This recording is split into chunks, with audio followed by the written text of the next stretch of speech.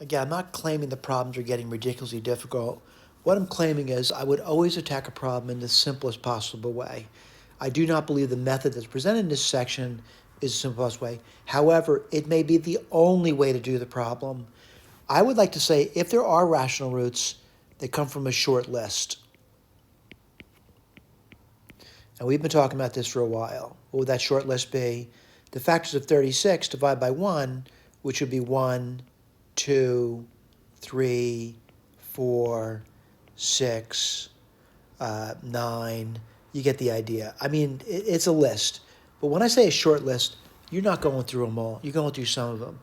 And my gut feeling is if you took the time to go through them, you're eventually going to find one. All right?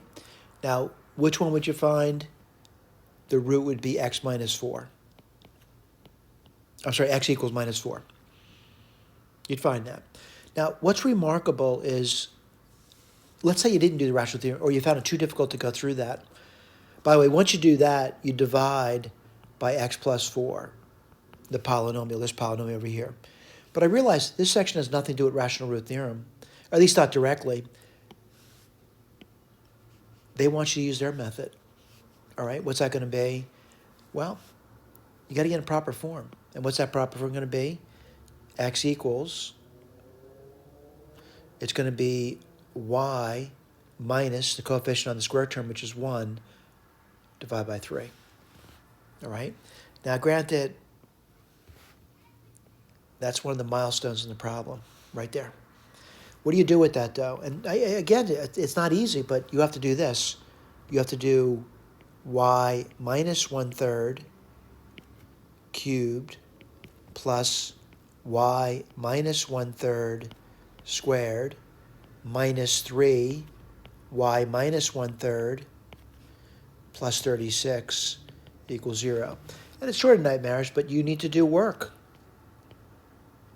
And then we have a milestone to meet. And the milestone to meet would be this thing over here. Now, by the way, does it take time and effort to get there? Yes, it does. It takes time and effort. Then you can identify the A, you can identify the B, awful looking numbers. And what are you going to do? You're going to plug it in to this thing up here. We've used this many times. Many times. Now, by the way, I'm of the opinion I don't think you should memorize that. I know I highlighted a lot, but you're going to use it. You're going to use this guy over here. You're going to use him. Plug him in. What's the problem with plugging in? Those numbers are difficult to deal with. That's why I really think the rational root theorem is the way to go. But anyway, if you do that, what you're going to find out, you're going to get a y by plugging it in, this thing over here. And then the question comes is, what's the x? You have to use this. So it's minus 11/3 minus 1/3 minus 12/3, so the x would be minus 4. Would you have found that using a rational root theorem? Of course you would have. All right, then what do? You divide this polynomial by x plus 4 to yield this over here, and then use the quadratic formula to find the two remaining complex roots. All right?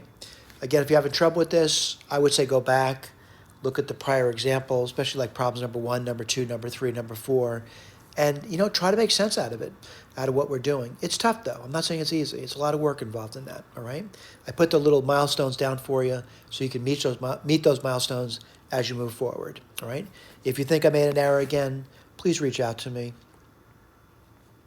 My email address is Ben, and it's B as in boy, the @ NNON.US.